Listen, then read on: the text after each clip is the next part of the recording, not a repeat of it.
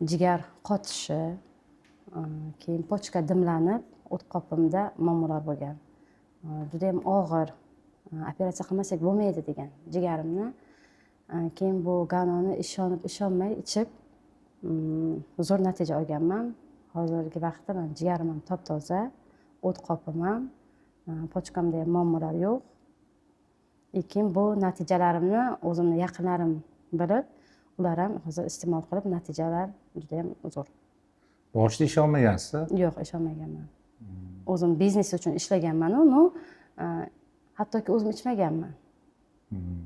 Uyqusizlik bo'lganmanda, mana shu choyini bitta bir nimasini ichib, bir pachkasini, donasini ichib, sirazi o'sha kuni uxlaganmanda, uyqum joyiga birdan tushgan. Bir kunda uyqu joyiga tushgan. O'zi sohangiz nima bo'lgan o'zi? O'qituvchi. Qaysi boshlang'ich o'qituvchiman, lekin bog'chada ham ishlaganman-da. Ko'p kompaniyalar bor-da. Nimaga imенно Gano? Kim tanishtirgan? Qayerdan bilgansiz shunaqa joy borligini? Bu Ganoni men o'zi asli Samarqandlikman. Toshkent biza harbiy biza Toshkentga kelib qolganmiz. Keyin o'sha qo'shnim Zilola Mamatqulova o'sha kishi tavsiya qilganlar. Shu Ganoni to'g'ri ishonmaganman.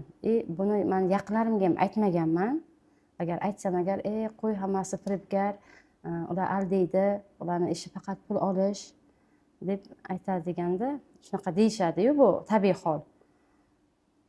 Men shularga ham qaramay bu yoqqa kelganman. Men bu yerda bilasizmi, meditsina bo'yicha dars bo'ladi. Keyin hamma o'zining natijasini aytganda, kimdir masalan bir erkak kishi chiqib aytdiki, meni oyog'im deydi, kesilishi kerak edi. Men buni qo'rqib, даже operatsiyada ham tayyor bo'lgan ekanda, ertalab operatsiya bo'lishi kerak deganda, qo'rqib kechasi qochib ketganman. Keyin mana shu Ganoni ichib, mana hozir mana oyog'im ko'ryapsizlar, butun deydi. Men shunda ham ishonmaganman, bunga pul berishgan, buni aldashgan, bu kelib mana bu yerda natija aytyapti deb o'ylaganman-da.